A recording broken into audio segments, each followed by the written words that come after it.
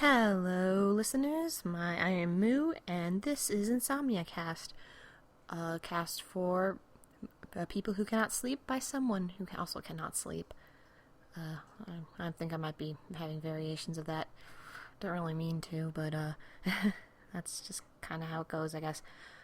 So today, I did get a request for a topic. Actually, it is nighttime. It's nighttime here in the the place I'm living in. It's well, it's not midnight yet, but I'm sure I'll be up that past that time. Anyway, it is so anyway, I should go right. I'm gonna jump right into it. Go ahead and sit back, relax, and take a listen. Alright, so my topic tonight is actually animals. I only got really one request, but yeah, I'm just starting out, it's fine. Try not to burp, I don't know why this is suddenly coming up. Anyway, so we're talking about animals, and I'll be talking about animals. And I guess there's only one topic for someone who owns a pet, and that's about my cat, who is actually walking past me at this moment. You might hear my cat meowing. Anyway, we're gonna talk about my cat. I'm gonna talk about my cat. I don't remember if I said this in my first episode, but his name is Shadow. He is a black Russian blue, which I know sounds contradictory, but apparently they breed them black and white. I adopted him from a shelter. There was a shelter that worked with PetSmart, so he was at PetSmart, and I got him at PetSmart, but he was with a shelter. He is 4 years old.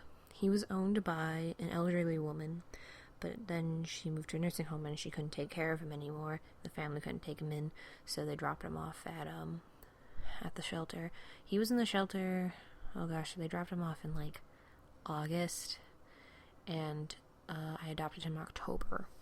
So he was in there for a few months. He was almost, because at that shelter, if pets there are more than 3 months, I think, they could be part of the Lonely Hearts Club, which means, they're lonely and they would want to be adopted. So if I had waited another week, Shadow probably would have made it to the Lonely Hearts Club. Makes me kind of sad. I looked for a Russian blue on purpose, because I looked at all the cat breeds, because I wanted to get a cat. I live in an apartment, so I can't get a dog as much as I would like to, nor can I bring my dog over here, because it wouldn't be fair to him if I brought him here and didn't have like a yard or anything or a lot of space. He wouldn't like it, so it wouldn't be okay. So he's happy with my parents. That's fine. So I got kind of lonesome for a pet, and I always wanted to get a cat.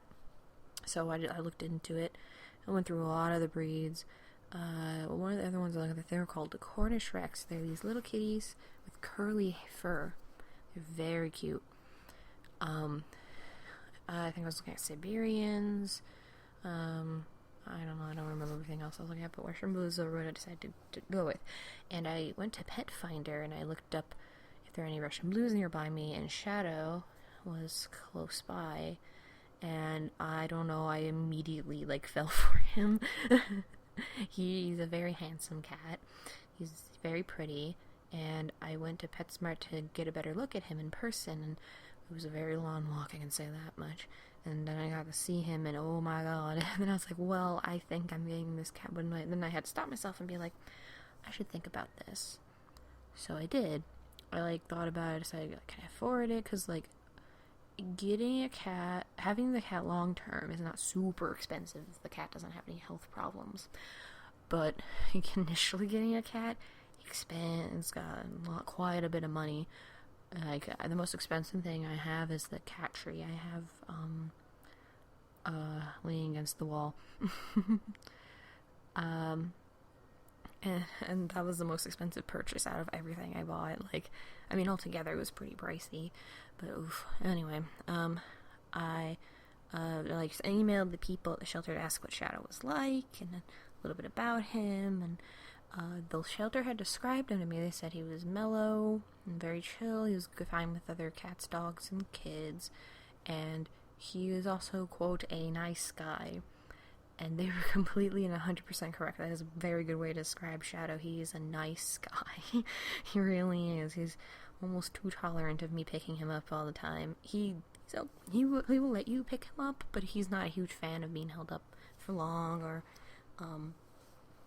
for like too much of a fuss with him. He just doesn't like it. He'll like it. He'll be okay with it sometimes. Like he'll let you hold him. Like if I've been away for a while, he'll let me for a bit. But otherwise no. So anyway, I got Shadow on Halloween. Actually, I called it off. I didn't go to work. I got work off that day, and I had work off that day, and I went to PetSmart, and my roommate had a car, so she drove us there. And you see, I went there to get a small cat tree initially, like a small little scratching post for him, because Shadow has his claws. He's not declawed, which is good. And the lady there was like, do you have something to climb for him? And I'm like, oh, I don't know yet. And she goes, well, you better get something because he's a climber. And I was like, oh boy. And she was right, he is a climber. He likes being, like most cats, he really likes being on high spots. I don't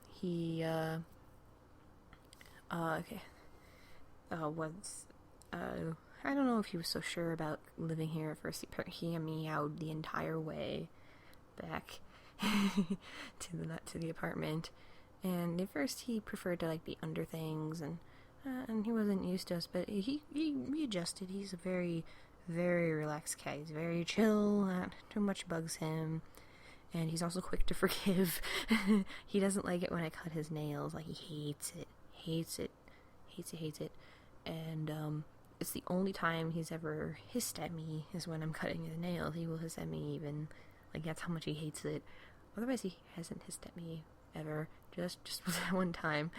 And I forgot where I was going with that. I'm a little tired, sorry. Well, I'm always tired. What can you do? He's a good kitty. I like having him. I'm really glad I got him, 'cause, you know, it's good company. I've always liked cats, but I like cats even more. I love cats now, ever since I got him. I would like to get a second one day. Not right now for money reasons and space reasons. Like, I don't know why I'd have space for 2 cats, or I'm probably not, or at least I don't, and I definitely don't have money to take care of 2 cats. 1 cat's enough.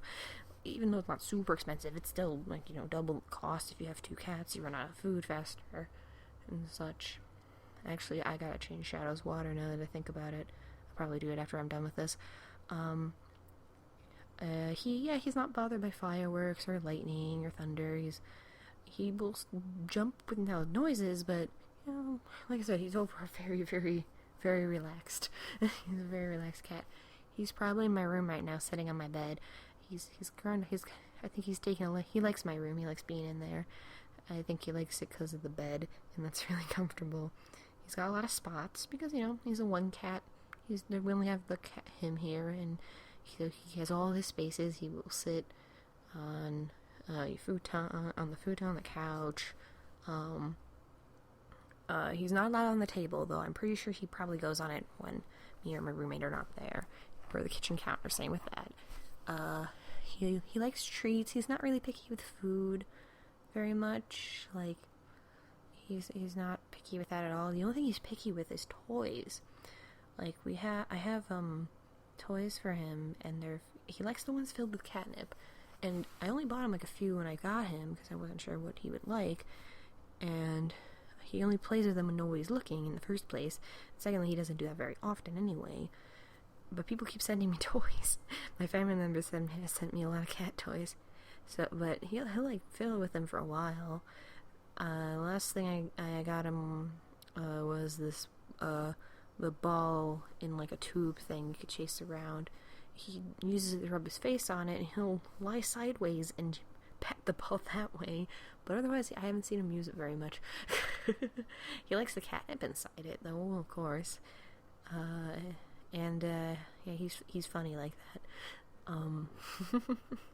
He likes attention. He loves being pet on the head.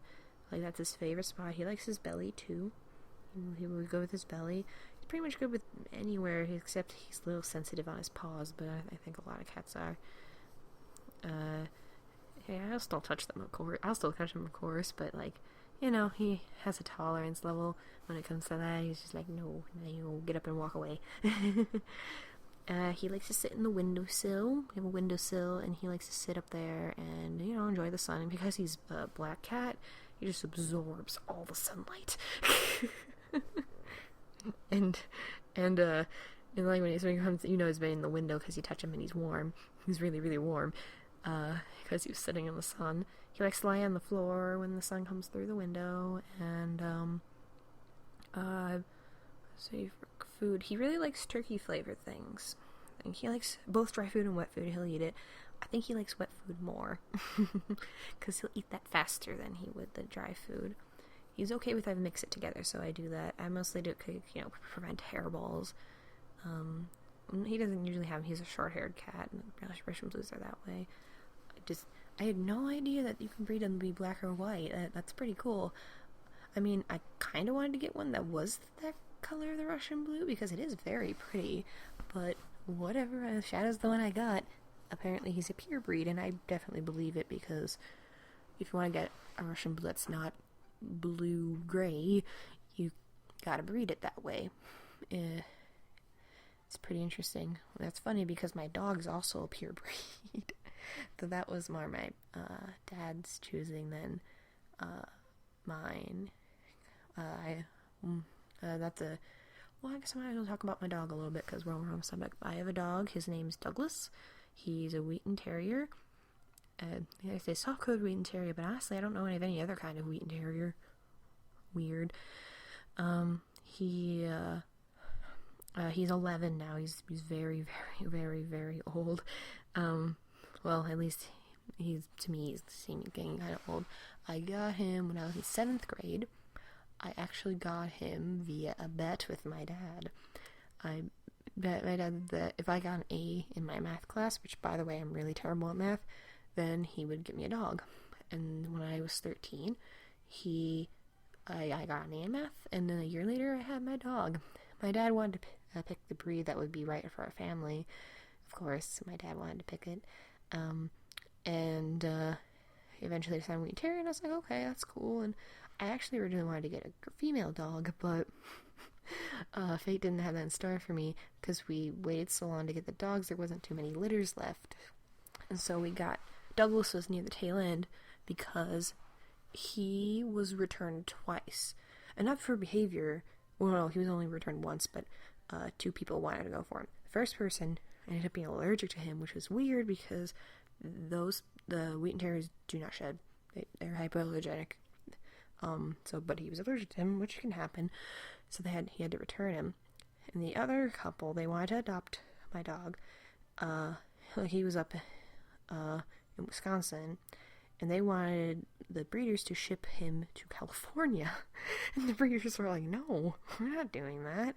I don't blame him. I wouldn't want to subject a poor 5-month-old puppy to that. Yeah, so we got him when he was 5 months. He was pretty good. He wasn't very small when we got him. He was a pretty good size. It was a little bit much for him at first, because he was a country dog coming into the city area. And, I think he adjusted eventually. He's very, very anxious. He's a very anxious dog. Everything makes him nervous. Everything makes him jumpy. If anything's, like, out of order in our house, like too many people coming and going, he's just, like, jittery, panting, pacing. He hates thunderstorms, thunder and lightning. Like, he trembles and drools like no tomorrow. He has a thunder shirt, but my dad doesn't like it. I don't know why. It does work. It doesn't completely stop his mood, but I think he makes him drool less, and makes him shake less, so I personally think it's good for him, but what can I do? He's also antisocial. He's not a fan of other dogs. He's more okay with smaller dogs. You can deal with smaller dogs, okay? It's just big dogs, he wants to establish his dominance, or because he's terrified of them. So it's kind of funny. But at the same time, like when you walk him, you gotta keep him away from other dogs because you don't know what he's gonna do, and that's pretty much the approach we took to him, and I think it works. And he's not stunted from it, like socially stunted. He's not bothered by it, so he's just antisocial. It's how he is. I don't know. I have. I'm not. Yeah. Anyway. Yeah. So that's my dog, and his name came from a toy company because I wasn't sure what to call him because I wanted a girl dog. I was gonna name the girl dog Skylark, and but I had got plush from a pen pal I had at the time, and the toy company was Douglas, and I liked the name, so his name is Douglas. Shadow's name, so he came with that name. He had that name attached to him, and I don't know. He looked like a shadow. He just did. He didn't look like anything else. I would have given him a more nerdy name if I really wanted to. So if people really want to ask, I say that Shadow is named after Shadowcat from X-Men. That's how I put it anyway. If anyone was like, is he named after something? That's what I'm gonna say. No relation to Shadow the Hedgehog, though. When Halloween rolls around, I'm definitely gonna dress him up like it.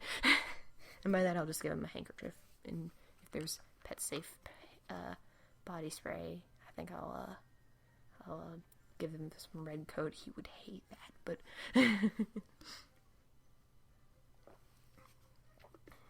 the music playing right now, if you can, it's supposed to be quiet. It's an instrumental version of Children of the Night, which is a variation of a song from the movie Hocus Pocus. If you haven't seen Hocus Pocus, it is like outrageously late 90s and very, very ridiculous, but it's pretty fun. And it's and it has and it's a good time. I really like it's one of my favorite Halloween movies, even though it's outrageous. The plot's not that great and characters are wild, but the witches in the movie are hilarious. So if you haven't seen it yet, I recommend it if you're actually hearing this. If you're not asleep, which is fine, that's the point. So this is a variation, it's the instrumental version of it, and it's pretty nice. It's good. I keep it quiet, just in case. So if you very vaguely hear it, that's fine. That's the point. I might change up the music selection and see if I can get more quiet things. I think as long as it's muted and really, really, really quiet, we won't have a problem with the copyright. I'll just make sure not to pick things that I know for sure will be the copyright box will come down from the sky and destroy it. So I'll just keep that in mind, of course. I'll be careful. I understand how this works, I think. I'll do my best. Alright, so we're going to talk more about animals. How about okay. So I'm going to talk about my time at the zoo. So when I was in high school, I worked at a zoo for 2 years. And because there's a zoo, it was literally behind my high school. It was really close to me. And I worked there 2 summers and a fall. And my job was to stand in front of animal enclosures and talk about them. I was the field I wanted to go into. I wanted to do zoology for a while. Funny enough, the college I went to, that's what I wanted to go into. But by the time I got there, they got rid of that department and degree. Wow, whoops. It's okay. I'm okay with the degree I have. I have an English degree. It's cool. Yeah, obviously that's not what I didn't stay in the animal field, but I still like animals, still interested in them. I like learning a lot about them. Got a lot of useless information about them. Did you know male lions sleep most of their day and night? They sleep about 20 hours a day. I'm actually not sure if that's completely wrong, but they do sleep a lot. Pretty much all they do is wake up, maybe roar to let them know their territory. So they roar once in the morning, once in the evening, and maybe eat some food the lioness has got, maybe mate with lionesses, and then go back to sleep. That's what they do. It's they are not very active. The lionesses do all the work, which is funny because it's a patriarchal group force, which is where the male of the species is the dominant one. And well, this is just in the lions, but then there's hyenas, which are the exact opposite of lions. They're matriarchal, and they're pretty cool. But you know how the Lion King has hyenas and lions hate each other? Yeah, that's true in the wild too. They do not like each other. Encroach on a lot of territory. They're like similar eating habits, and they don't exactly get along. And I remember I took a zoology class in high school, and we watched this video about the rivalry between the hyenas and lions, and there's this one where all these hyenas have surrounded this lion. I can't remember why, and you can just hear all this laughing and glowing eyes, and it was the coolest thing. It was way cool. So at the zoo, I was around the animals a lot, and I was at the big cats pretty often, which was, the big cats are like lions, tigers, bears, oh my. Actually, there were bears along that area. And my favorite are the bats. I love bats. That zoo has fruit bats. They're like pretty big, so they're pretty good size. They're fruit bats, and they're all, how the zoo is structured, all the ones in the front, they have them separated, so like if the male and female had a baby, they would know who the parents were. But if they didn't separate them, they would do it and they wouldn't know where the parents were. So the females were up in front, and the males are in like the back behind a cage.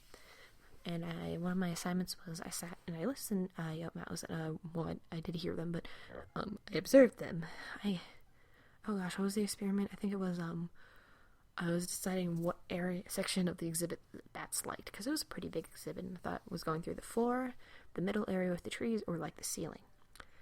And oh god, I don't even remember what my results were. I'm pretty sure it was like the middle area and the ceiling were the most common. Like they didn't like the ground very much. Understandable. It reminds me, because I would often be researching during feeding time.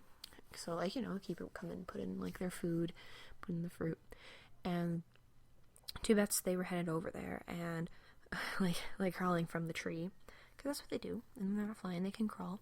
They got pretty good grip, and they flew up in the air to go get their food, and the one bat, she flew over, got there first, and she saw the other bat coming, and she flew up in the air, body slams the other bat out of the air and to the floor. It was really, really funny. I felt bad for the bat that got body slammed. She was like, ah. And she was okay, of course, but like, it was kind of amazing because I didn't expect to see the bats fight like that. They did sometimes. They usually just kept to themselves. They're not exactly super aggressive creatures anyway, so yeah, I like all sorts of bats, because there's all sorts of different types. Vampire bats are actually not like in too many places. They're usually in tropical areas. I don't think we have any in the United States that I can think of. This is not just off the top of my head. So they're mostly in tropical areas. They're usually not very big. Pretty small, and they usually go for seals, but they don't kill the seals. They're teeny little dudes. They don't do much. Yeah, I like all sorts of them. Actually, at one of my relatives' house, they live by a forest. There are bats that fly, that live in the area. They're talking about building a bat house, and I hope they do, because that'd be great for them, for the bats. And, yeah, they fly around, and they're insect bats. Or they eat insects. They're not insectoid bats. That would be very interesting, though. And, yeah, I think bats are really cool. I think, some people give them a bad rap. The only time you have to worry about a bat is if it has rabies. And you would know if it has rabies, besides the foaming at the mouth thing. They won't look very friendly. They'll probably try and stay away from you even if they are rabied, but, I think you would know, and you can get away just fine. They're not exactly, like, tough. Especially their wings. Their wings are very delicate, very thin. Beautiful creatures. I really do love bats. I know, I said that multiple times. Alright, what else? Bears are cool. I do like bears. There's all sorts of them. Polar bears have translucent fur, and occasionally polar bears are green. And when they look green, it's because algae grows in the translucent fur, because it's like hollow. It's not like soft; it's hollow, and like I guess it would be more rough to touch if someone touched it. I have not touched a bear. just to clarify, that's just what I figured. And algae can grow inside the bear's fur, and so it gives them a green appearance. You see that a bit more in zoos because the polar bears are in a warmer climate. They're very lovely creatures. And please don't come down being like, oh, zoos are bad, if you're actually still hearing this. Like, they're not. It's like, that's a different matter. We're keeping this chill. If you're bothered by the zoo stuff, then I don't know, don't listen or skip or whatever. But anyway, like I said, we're keeping this chill. We're not going to get into that stuff right now, or at least in this recording of well, at least in this cast in general. Maybe one of these days I'll talk about it, but not here. Anyway, what else? I would like to own a bird one day, but I know birds are very messy because they fly and poop. So I'm not sure if I would actually will own a bird. Maybe I'd like to know somebody who owns a bird. That'd be nice. Rabbits are cute. They're also pretty messy, but I wouldn't mind having those. Adorables. My family, we had hamsters. We had 3 hamsters. One died in a week. Ooh, the poor thing. It got a hamster illness. It was a wet tail, and Then he got sick. Mom brought him back to the pet store. He was dead on arrival. So my mom got a different one, and the second hamster lasted for 2 years. He was a good hamster. Third hamster also lasted 2 years. He was not a very good hamster. They're awfully cute, though. Also, I don't think we were keeping them in the best cage in retrospect, but I didn't know. I was a dumb kid. Like, note to anyone who wants to own a hamster, make sure you get an enclosure that has a place for them to dig, because they're hamsters, and that's what they like to do. Burrow, dig, they love it. That's honestly the best you can do for the hamster. And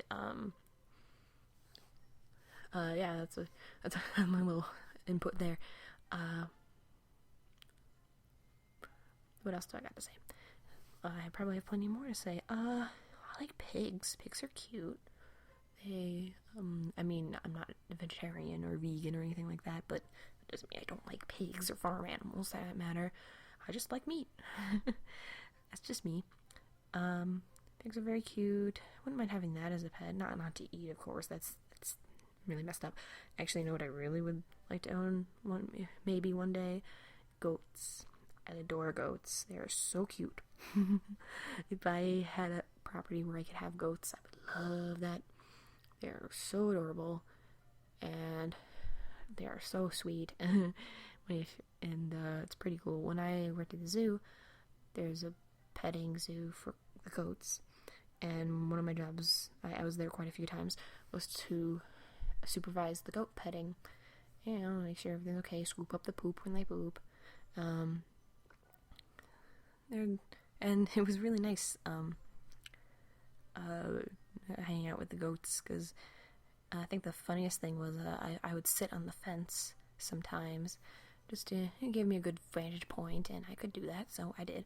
I sat on the fence sometimes, and my shoes would hang out, over the top of it, and the goats like to come over and rub their heads on the bottom of my shoes, and I just let them, because they aren't super strong goats, like, they weren't gonna ram me, they just wanted to scratch their heads, because that's what they like to do.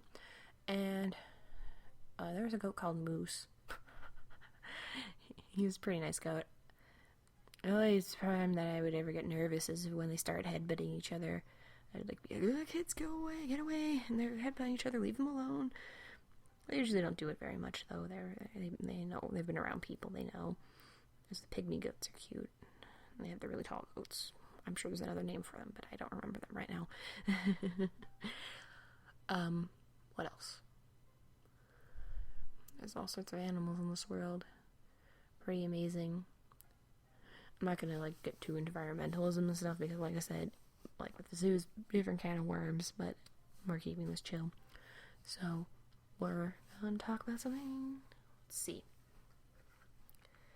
Oh, speaking of animals or things close to animals, somewhat.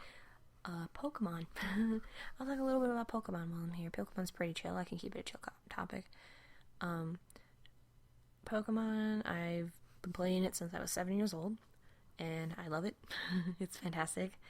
And tonight, the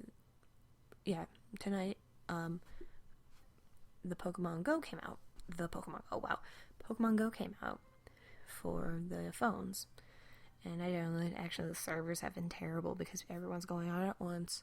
It's crashing, having a lot of buggy problems. I'm sure it'll get ironed out as the servers calm down. But from what I played, it's pretty fun. So what you do is you have your phone and you catch Pokemon in the quote-unquote real world via your camera. And it's really, really fun. It's not like Pokemon Snap, like pictures, like you throw a fake Pokeball at it. And I caught a Bulbasaur in my front room, and a Pidgey and a Rattata in my bathroom, and you're supposed to walk around to be able to do that. There's so many Pidgey by me. I don't know why there's so many Pidgey. I saw a Metapod on there, but it ran away before I can get it. Otherwise, I didn't see too many others. I went on a brief walk because it's nighttime. I didn't want to be out too long. But I went on a brief one. I didn't find anything, but I did find there was like a shop thing nearby me. I'll probably check that out tomorrow. And I really enjoy it. I like it a lot. I guess I'll talk a little bit more about Pokemon. I'm sure I'll talk about Pokemon again, something else, but I'll talk about it here. So, like I said, I played it when I was 7. I got Pokemon Red. I got interested in Pokemon because of the Pokegrays of the 90s, of course. And my older sister had Blue, so I got Red. And, hold on a sec.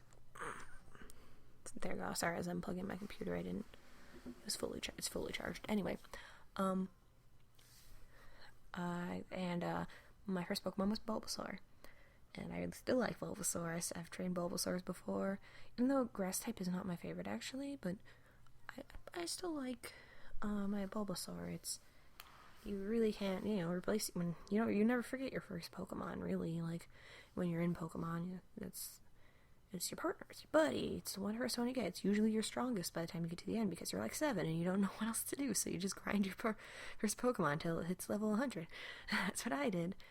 I'm a little bit sad that in the original games, I can never get my original Bulbasaur to the newer games. My Venusaur, he's a Venusaur now. I can never get him to new games. And that makes me kind of sad because, this is my first Pokemon. If I could, I would love to transfer him over, but you can't, unfortunately, because of code nonsense, but what can you do?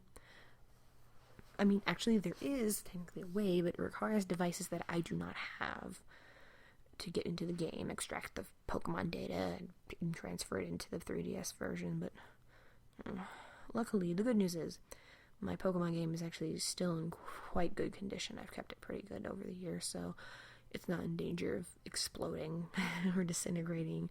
The battery hasn't run out or anything. It's fine. It's doing okay. So, that's a good thing, I guess. So that's a good thing.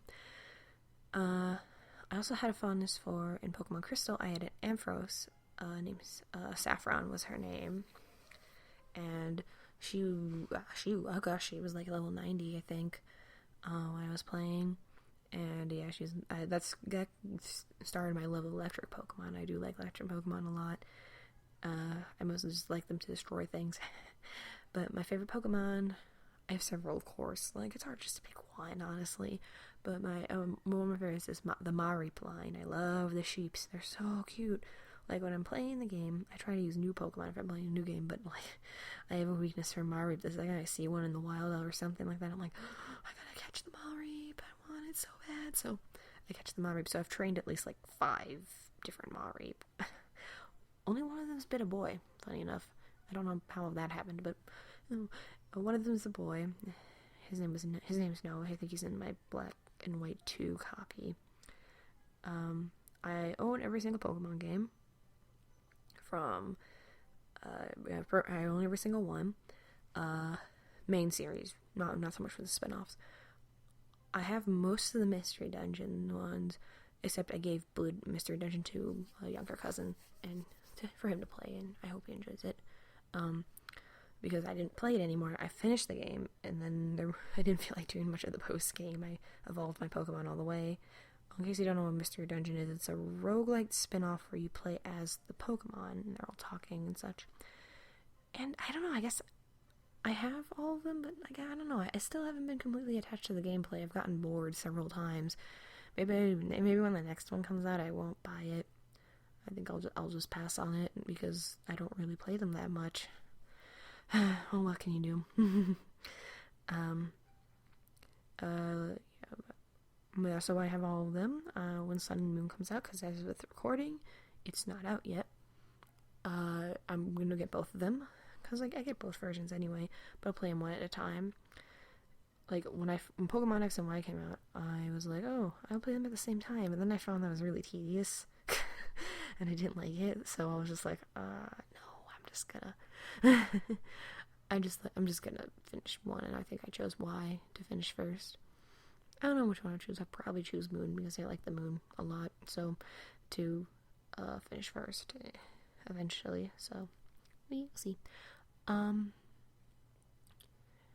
yeah, the new Pokemon look pretty exciting in there. I should talk more about my favorite Pokemon. I also like the Esper line. I love Espers. I don't think they're creepy. I think they're cute. They do have that 1,000-yard stare, and that's pretty funny, but like, I think they're adorable. They're little tiny cats.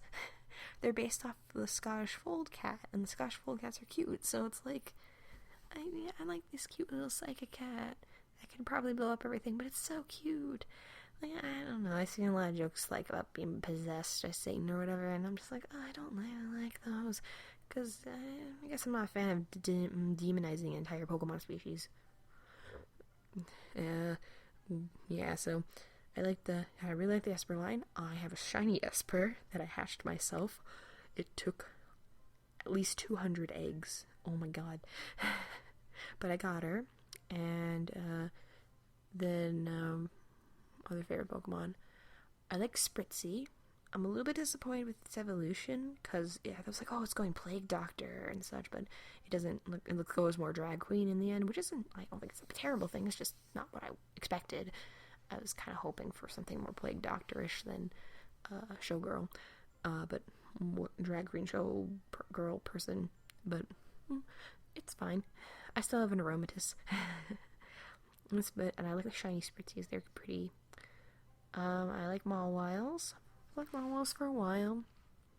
I like Sableyes are cool. I really like one. I used one in my Sapphire game, and Maya's her name. She destroys everything, because this is before fairy types are introduced. So Sableyes didn't have any weaknesses, basically, or didn't have very many weaknesses. So I was just like wrecking things. It was pretty fun. I liked having a Sableye.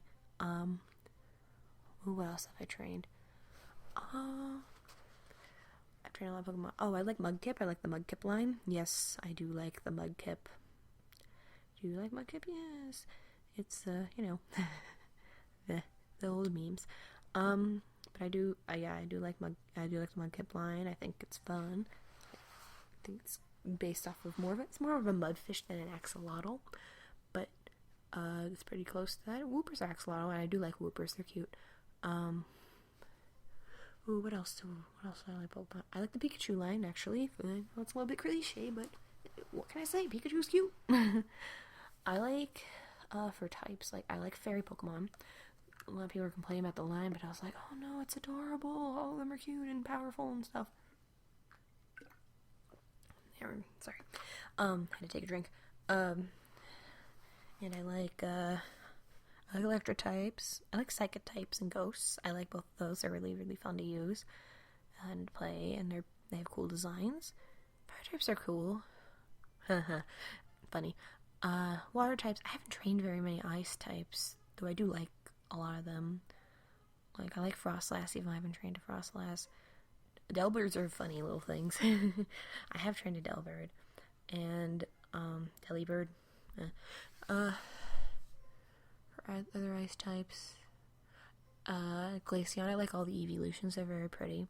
I do like, if I had to pick a favorite evolution, I really like Espeon. I also like shiny Umbreons. They're very pretty. I like the blue rings on them. When I was a kid, my favorite was Vaporeon. That was my favorite one. I was a little girl. My favorite Pokemon when I was a kid, I probably would have said Venusaur. Because I liked my Bulbasaur that much. I mean, like, that's what you say when you're a kid. Like, oh, this is my favorite. Except some people don't always grow out of that, but it's fine, each to their own. There's people talking in the hallway outside, or even my neighbors, and so if you hear them, I apologize. Well, I don't know, it's a Thursday night, as it goes. I don't know why I'm laughing. I really enjoy the games, even though, they are pretty much the same, more or less. The story variations, different Pokemon, different regions, but like when a new generation comes out, it's the exploring, when you explore and you go to a new region for the first time, it's so exciting. Like the last new region was before the region before Sun and Moon, of course, was Kalos and X and Y, aka France. And I remember I really liked how the space between the first badge and the second badge was really big. I don't know, I felt like I was more on an adventure, even though the X and Y has its own share of problems, but I just remember being like, oh man, these caves are really cool, and I am traveling so far, and there's so many fields and flowers, and what's in here? Let's see what I can find. Oh, there's Pokemon over here, and it's just always very interesting and exciting to see what the team does, and the Pokemon team has changed quite a bit over the years. Oh yeah, Pokemon designs have changed. Some people think for the worse, but I don't think so. I think they've changed for the better. I think they're pretty cool. I think they've been improving since the original 151. Speaking of 151, my favorite legendaries are Mew. I really like Mew a lot. Mew's very cute. I like Jirachi. I like Celebi. Articuno has always been my favorite bird ever since I was a kid, mostly because when I was a kid I KO'd Moltres and Zapdos, or Zapdos, oopsie doodles, and I didn't KO Articuno because I couldn't get to it for a long time, because I couldn't figure out how to get to it inside the Seafoam Islands. And then finally one day I finally was able to get there, and I caught it instead. And I was like, yeah, so Articuno ended up my favorite. Legendary dogs, Suicune's always been my favorite. Which is funny because it's 2 ice types in a row for legendaries that are my favorite through the generations. Hoenn, I don't know if I could say like the main series legendaries were my favorite.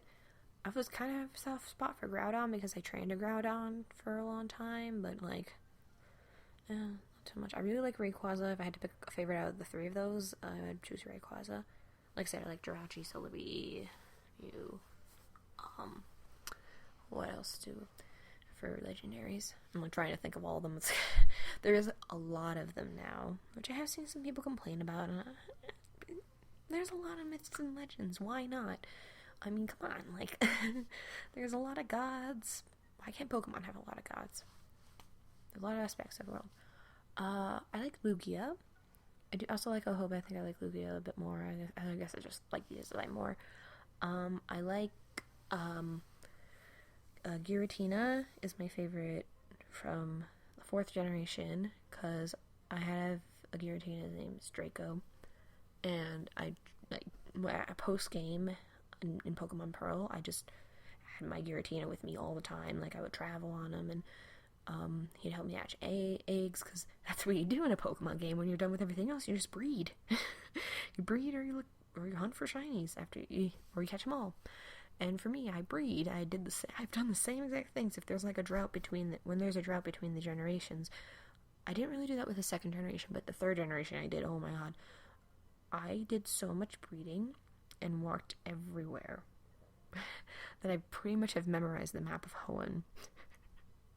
Like when Alpha Sapphire and Omega Ruby came out, I was like, oh, I got this region down. Like, like I knew exactly where to go all the times. Like, I didn't have to think very much.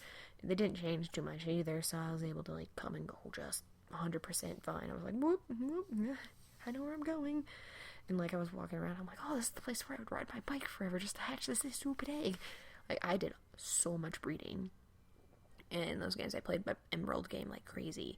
Did Ruby as well. Ruby, I think I did more breeding in Ruby because that was the one I got first. I like bred like crazy. In Sapphire, I did contests. I didn't do too many contests. I've never been very good at contests, but because I guess I found them boring. Never was interested in them. I didn't try Pokemon Musical in the 5th generation. I was like, no, I don't want to. I want to do battles. So that's what I did mostly. Everyone, each their own, right? But in 3rd generation, there was quite a gap between 3 and 4, if I remember right. And usually there's a gap between each generations anyway, but I don't know, maybe because I was a little kid, it felt like longer, but so I played Ruby and Emerald like crazy. Oh my god. Like I said, memorized the entire region. Was making up stories, and I was saying Pokemon. Pokemon were pretty high level. I don't remember. I transferred them to my 3DS, of course. Because I was like, yay, put them all in. But I don't remember all their levels. I don't feel like pulling out my 3DS right now. It's in my room anyway. So I played a lot of the Hoenn region. And then there's Pearl. Oh boy.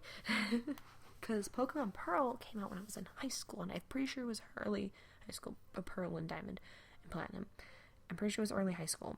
And Pokemon Black and White didn't come out until my first year of college.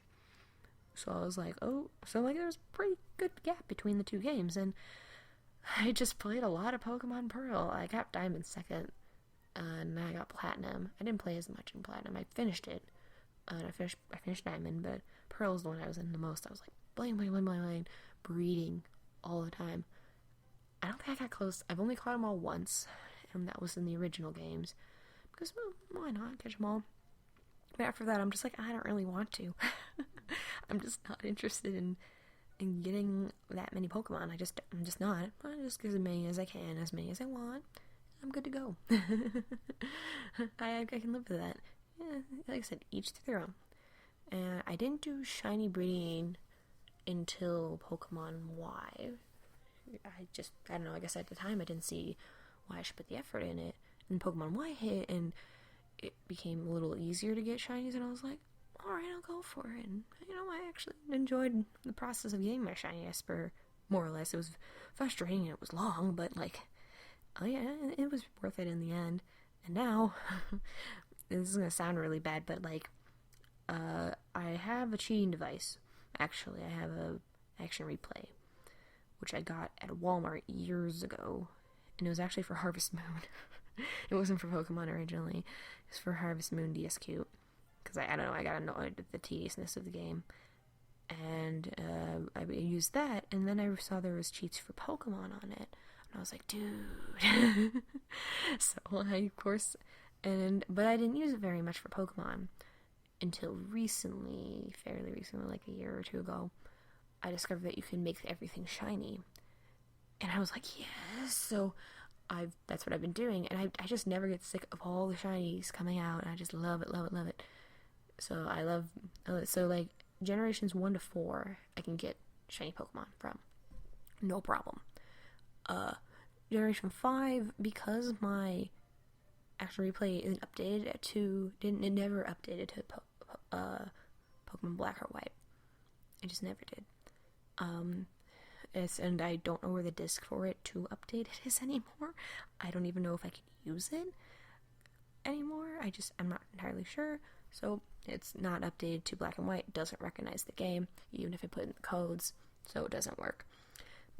It's okay, like, it's fine. I'm not, like, angry about it, but, I just, like, I'm just, like, doing that actually made me replay my old games again. Like, I've mostly been playing Heart Gold in that. It just made me play them again, and it gave it new life, because honestly, I have been playing Pokemon legitimately for years. So this is actually the first time I've, like, quote-unquote cheated at Pokemon, and it's fun. I am having a good time with it, because, like, once again, I haven't done this before. So it's just like, I'm breaking all the rules, fuck you, game. Like, I don't see a problem with, like, the cheating, as long as it's not, like, to the detriment of other people. And for starters, the internet doesn't work anymore on the there's no internet and Wi-Fi network on the DS anymore. So even if I wanted to, I couldn't, like, bamboozle anybody. Plus, I only make the Pokemon shiny. I don't do anything else with them. I don't understand all that IV junk. I probably said this before, I'm really terrible at math. I said that earlier. I'm really terrible at math. Can't do math. And so numbers, I'm just like, the second I see them. And, yeah, like I said, not a fan. So as a result, I just don't do it. There probably are cheats out there to get them, like, perfect IVs and whatnot, but I don't want to bother. I just want the colors, dude. And I asked other people, like, do you want me to get you one? And so I do, and I give them people, and it makes them happy, Plus, they do transfer to the 3DS just nicely, which is cool. Adjusting my position. Anyway, yeah, I just think it's something fun to do, and, like I said, breathe new life into my Pokemon game. After not, being a part, like, doing much with them in all those years, I haven't done any shiny collecting, I should say, recently, but I have discovered I do like Bayonets. That's what I discovered, like, Bayonets, Shuppets, that line. Because I have a Bayonet, his name is Sunny, and he's my companion in Heart Gold with all my breeding and such, and I love having him around. I consider him a sweetheart. I have a shiny Shuppet, and I want to use him in my game in the future, and I will one day. Yeah, I have a bunch of shinies. It's the problem. I don't feel like there's enough Pokemon games for me to use all the Pokemon I want to use.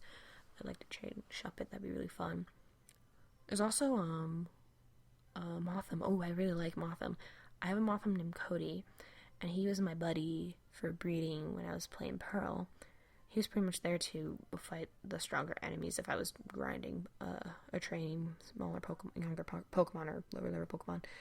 And so I grew attached to him. He's now in my 3DS game, and I really like him. He's very cute. So I really do. I like that. I like Mothims. Burmese are cute. Kind of cute, I guess. Not too much of a fan of the word dramas. Shrug. I just like Mothim. Yeah, I like quite a few Pokemon. I like Butterfreeze. It's still my favorite in there. I like, there's all sorts of Pokemon, guys. There's so many Pokemon. I like Ladybug, Ladine, because I like ladybugs.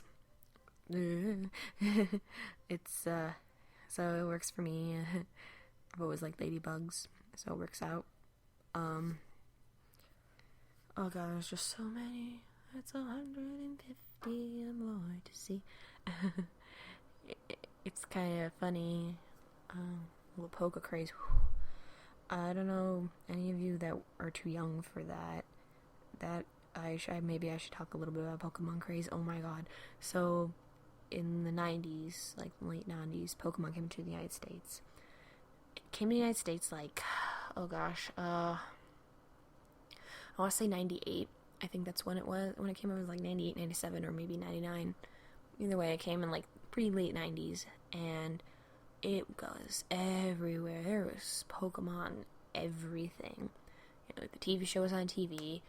Pokemon, you could have Pokemon bed sheets, Pokemon clothes, Pokemon food, like Pop-Tarts, cereal, jam.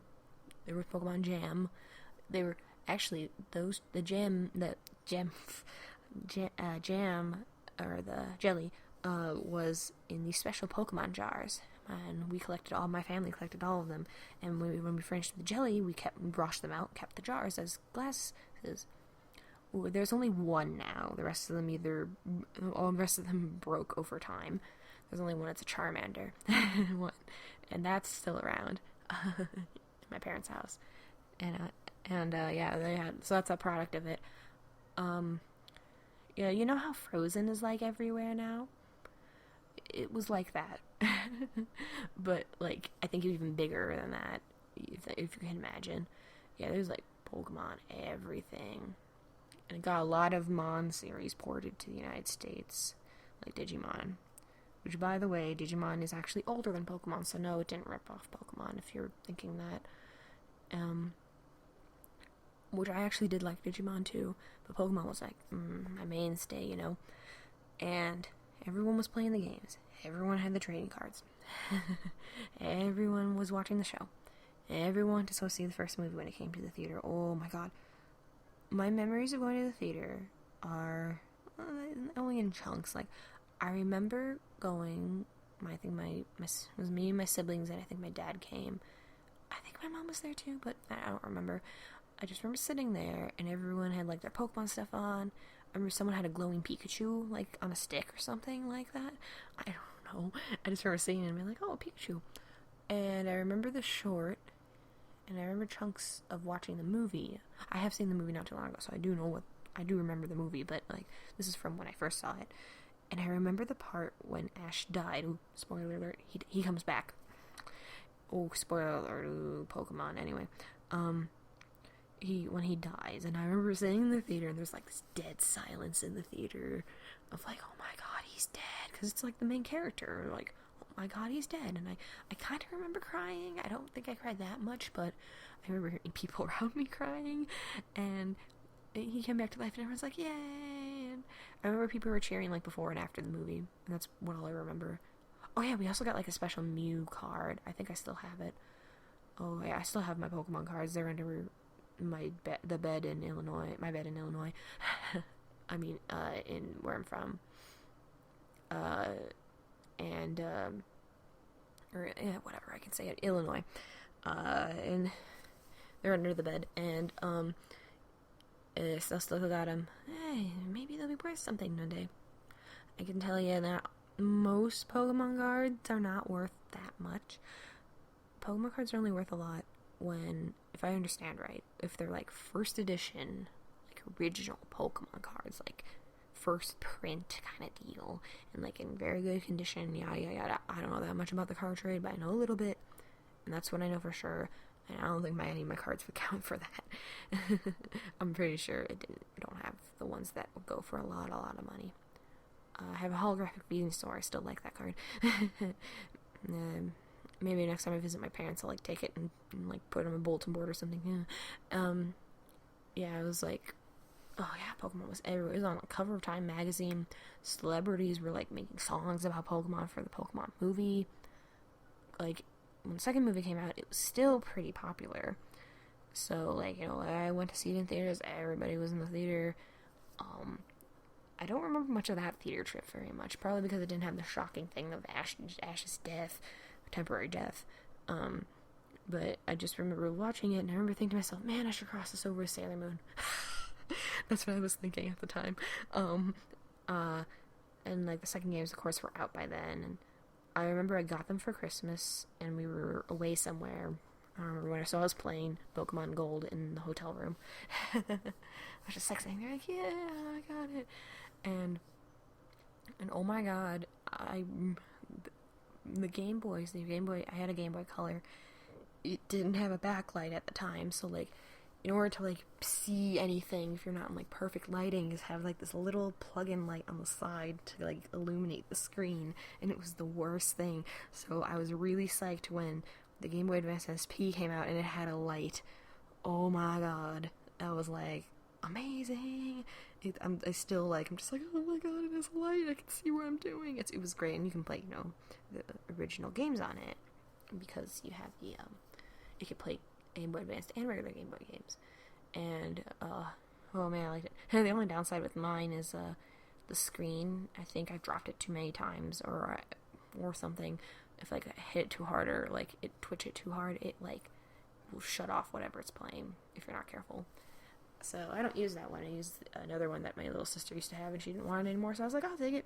So it's mine. That's the one that works better. Yeah, and then Pokérace died down, and people were like, oh, you're not cool if you like Pokemon. And I was like, screw you, I still like Pokemon. And I still do like Pokemon. And I'm 24 now, and I still like Pokemon. I think I always will like Pokemon. I will play the games until the day I die. I hope, I would like, what I really like, when I have children one day, that they would be interested in playing Pokemon, and then we can play Pokemon together. Can you imagine that? That'd be nice. I would really like that. If I could play Pokemon together with my kids and my grandkids, if my kids decide to have children, and so on and so forth. Like I said, playing Pokemon to the day I die. As long as the franchise goes, I'll be going with it.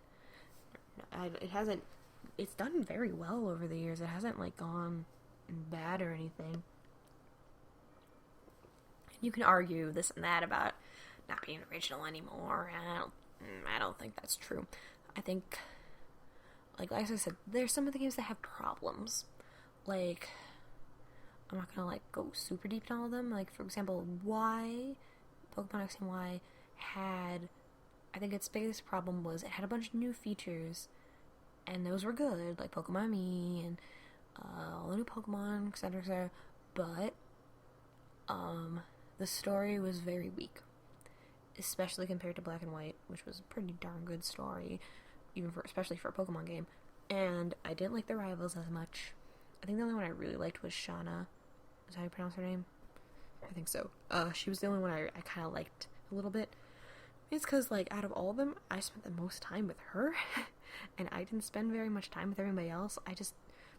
I really hope they don't do that many rivals again, because I don't think the writing's built for that. I think having 2 rivals is good enough. Maybe 3 if you really want to push it, but Y had, let's say 1, 2, 3, 4, 5. There were 5 motherfucking rivals in Pokemon X and Y. Like, that is way too many rivals. It looks like in Pokemon Sun and Moon you're gonna have 2, and that's fine. I think that's good. I'm going back to Black and White formula. It worked really well in Black and White. I like Sharon and Bianca. I thought they were very interesting. They were fun rivals to be with. They're both different. I guess I'll get on the topic of rivals since I'm on it. Of course, I do like Gary. Smell you later. He's classic. I liked his quote-unquote character development. I'm gonna say that in quotes because it's Pokemon, and I liked he became a gym leader and mellowed out in the second generation. That was pretty cool to see. And it was just a rival that you just get annoyed with. And of course, you name him Fart or Barf or whatever you want to call him when you're playing the games. And, because, you're like a little kid and you're like, oh, this is my rival. He's gonna name him, like, some stupid face. I think I like the second generation one. Oh my god, I can't remember his name. I'll call him Silver. I think he's Silver, yeah. Silver, he's fine. He's not my super favorite. But I think it's interesting that they chose like a really mean rival. Like, he was just wanted to beat the bejesus out of him all the time, and I did. But like, I don't know. I guess I wish I could have interacted with him a little bit more. But it's neither here nor there. And then there's the third generation rival. Ooh boy. So both times I've played, I've been the girl. So my rival will always be Brandon. I don't like him. I didn't really like him I'm talking about the original games. I'll get to the remake in a second. He always came off as condescending to me. And I really didn't like that. Like, even after the last fight with him, he sounded condescending to me. He's like, oh, you're learning so much. Good job. And I'm like, dude, I like whooped your ass several times. And I really hate how you keep talking down to me. It's like, oh, someday you'll be as good a trainer as me. And I'm just like, you fuck off, man. Like, I was happy to not interact with him anymore. Honestly, I was like, oh, jeez, finally, I don't have to ever talk to him again. In the new games, they gave him a little bit more character development, so he's less condescending, sees him more as an equal. I think that's nice. That's good. I thought that was nice. I didn't like how the game was trying to be like, oh, you guys might be romantic, and I'm like, I definitely don't want to be romantic with this guy. And not just because I'm gay. It's just because I'm not interested in dating that guy, that Brandon, especially with his weird hat. But anyway, so I'm glad they changed him up a bit. I don't know much about the May rival. It didn't seem like she was too much different from Brandon, but I don't know. I didn't play it as a boy ever. I just don't. It's just not my thing. I've played as a boy a few times. I've done that for Soul Silver. I've done that, of course, the early games. You were technically a boy. And when I first played Red, I thought I was a girl because I was a girl. So it's a girl, but which I think is a good way to go about it. If you really want to feel it was I'm just gonna say this is mine, and that's how you play. As long as you don't like come down from the sky and be like, no, you have to be this. But anyway, that's neither here nor there. What was that? Oh yeah, rivals. Okay, 4th generation. I like. Oh my God, what do you? Okay, Lucas is fine. He's not too different from the previous rivals. He's an assistant, and Dawn's pretty much the same. Like, I have actually seen the boy route, and she isn't too much different from him, and that's fine. Whatever. I think his name is Barry, or his quote-unquote canon name, but I don't remember. I'm gonna call him Barry. Barry, I liked him. He's funny. He's very energetic. He's like sprinting everywhere, and then you have that moment at the lake when he gets defeated, and I thought that was pretty nice, and I liked his energy. He was a nice dude. And it's just not my favorite rival. Do I have a favorite rival? I don't think I do. Actually, I don't have a particular favorite because I guess just haven't yes, this is my favorite rival. It's just there's rivals I like more than others a little bit. But not like, favorite, yeah, but anyway, okay, 5th generation. I like Sherry and Bianca. I like, their little character arcs, like with Bianca becoming more assertive and deciding to become a Pokemon professor. That was cool.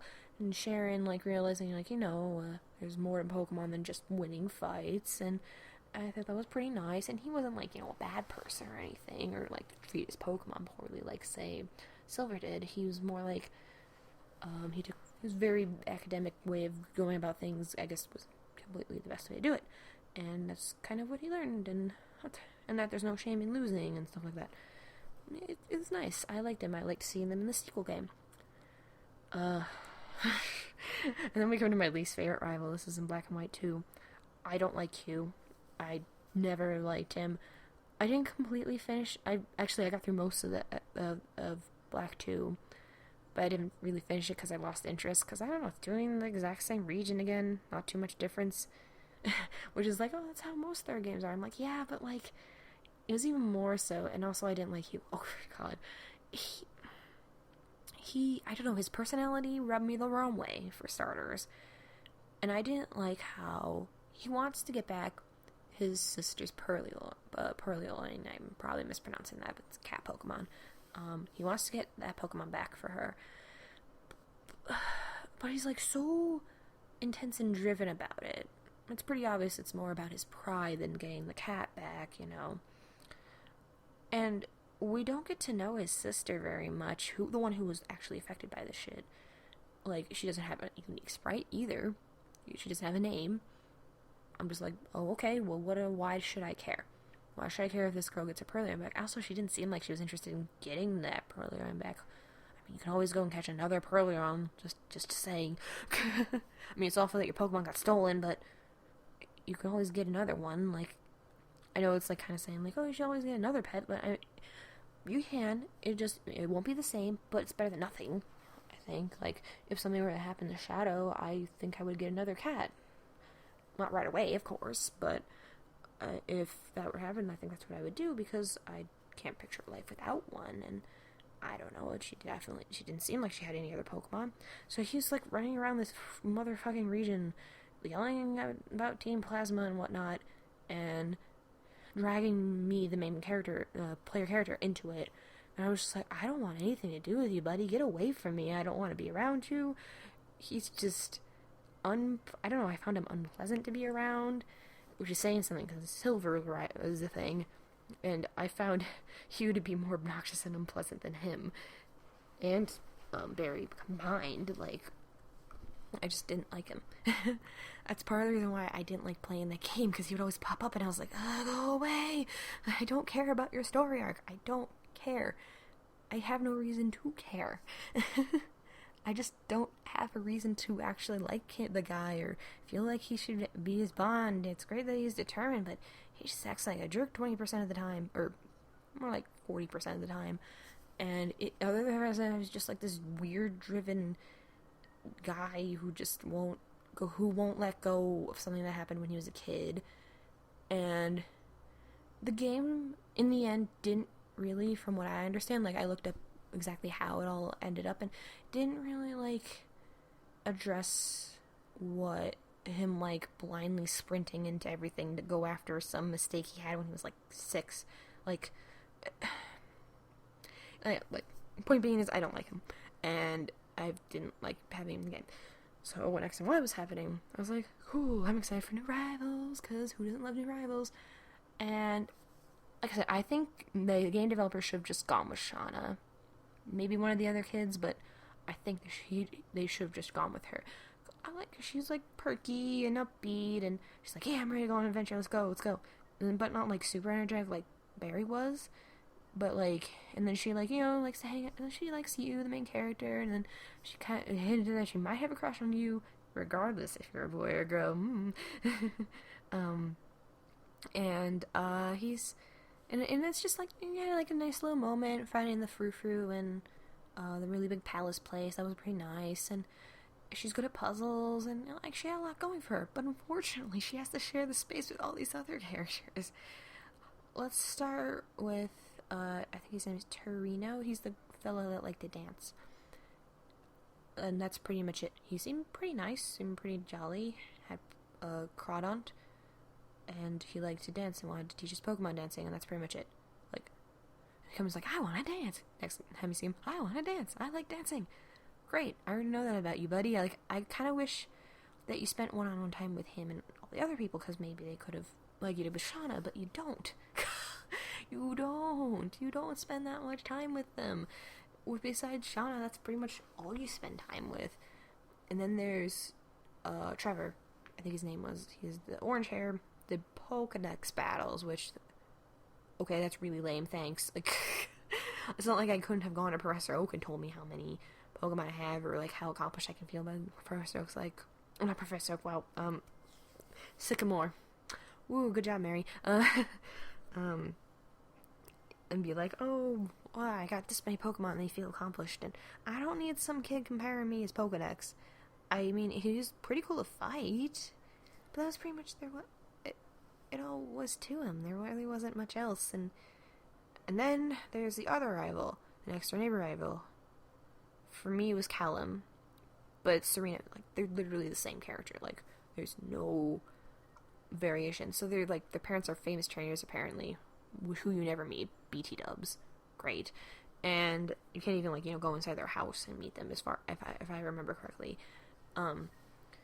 So, like, they're so forgettable.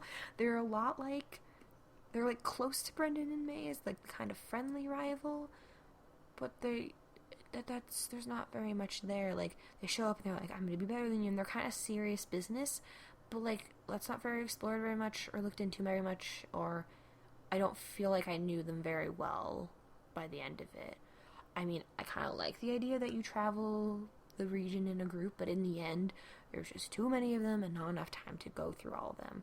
I think it would have been better with one or two. I think you should have done it with Sharon and Bianca in Generation 5, but, too late now. That would have been fun. I would have liked to travel with Sharon and Bianca. That would have been nice. But no, they decided not to do it.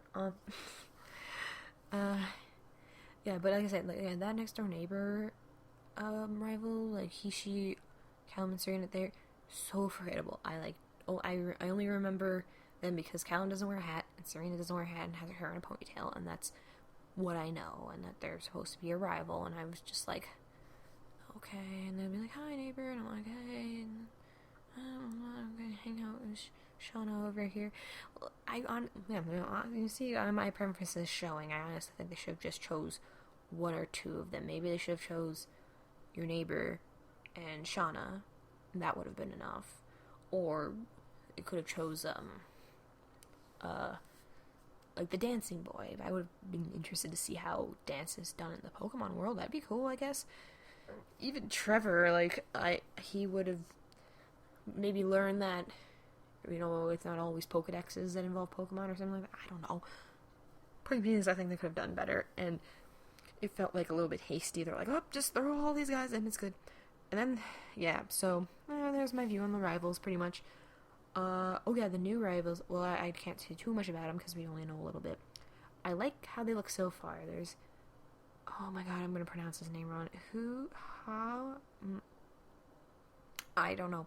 Begins with an H. He looks very nice. Apparently his favorite food are these, like, Hawaiian donut, like, pastries, and they look really good. And I was like, oh, I want to have one, because that sounds very tasty. And, he seems like a nice fella. I liked his relaxed poses. He seemed like a cool dude. I'm like, okay, cool, maybe I can see myself hanging out with him, so I'm interested to see how he's gonna go.